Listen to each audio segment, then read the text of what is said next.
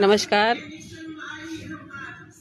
मैं सुबह शाम उठते बैठते सोते जागते बस प्रधानमंत्री पद की दावेदारी ही कर रही हूँ और मेरे इस भाव को लेके कोई भी संवेदनशील नहीं है ना।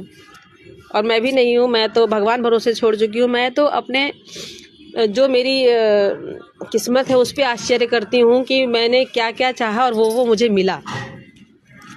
मैं लखनऊ से माँ गंगा के पास साईं बाबा विश्वनाथ जी की नगरी में, जहाँ जिसको कहते हैं विश्वनाथ स्वयंभू लिंग, वहाँ मैं आई हूँ। बाबा विश्वनाथ के चरणों में मैं तो जाती हूँ तो लौट जाती हूँ, पूरा सीधा स्ट्रेट लौट जाती हूँ। अपने दोनों बच्चों से भी कहती हूँ लेट जाओ, जो देखना होगा भगवान देंगे, जो नहीं देना उन्हें वही लेटो, वही मांगो, वही, किसी के आगे मांगने की ज़रूरत नहीं है। और मैं माँ गंगा में भी, अगर मुझे रोना रहता है तो मैं माँ गंगा में जब अपना श्रद्धा अनुसार डुबकी लगाती हूँ, उसी में मैं रो गा लेती हूँ। जो मुझे कहना है, सुनना है, तुम ही मेरी माँ हो, मेरा देखो ये सब ऐसा ऐसा है, ऐसे ऐसे इसको करना है, करो, नहीं करना है मत करो, मुझे शक्ति दो, मुझे शक्ति दो, मुझे शक्ति देना है। और ये देखिए मोदी जी से प्रभावित होकर चाय बना रही हूँ चूल्हे पर।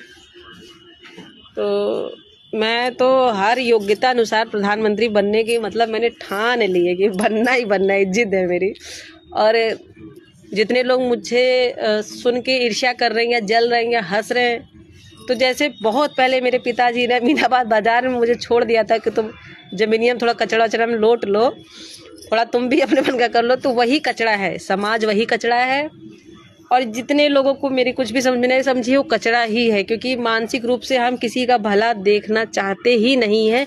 ये हमें स्वीकार करना होगा, कोई भी हो। और खासकर स्त्री प्रधानमंत्री बनेगी, तू ही बनबू, तू ही एक ठू बाटू, तू ही बचल बाड़ू, वो सब मुझे पहले से पता है। इन सब चीज़ों से मैं बहुत आगे हूँ, बहुत ज्ञान है, ज्ञान बहुत है।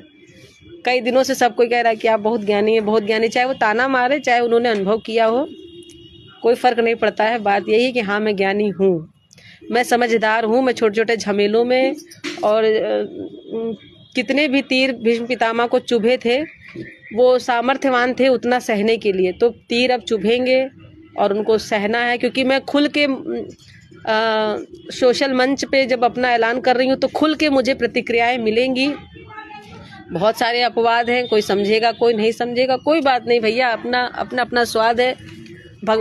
मैंने सभी गुरुओं से या सभी संत महात्माओं से यही सुना है कि जब भी मांगो बड़ा मांगो।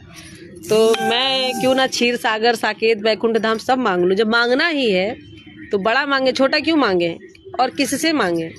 और भगवान की लीला देखिए, मेरे स्वर्गीय ससुर जी का नाम भी कृष्ण कुमार मिश्रा, और मेरे ससुर जी हैं नहीं, स्वर्गीय हो चुके हैं 1990 में।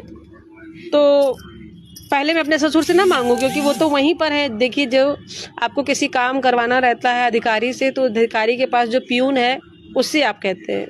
तो ठीक है, मेरे ससुर जी ऊपर हैं, उनका नाम भी कृष्ण कुमार है, उन्हीं से कहूँगी, वो वाले कृष्णा जी को मेरा संदेश दे दो कि आपकी कुलवधू प्रधानमंत्री पद की प्रबल दावेदारी कर रही है।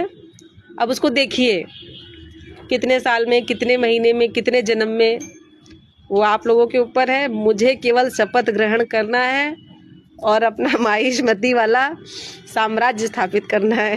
धन्यवाद।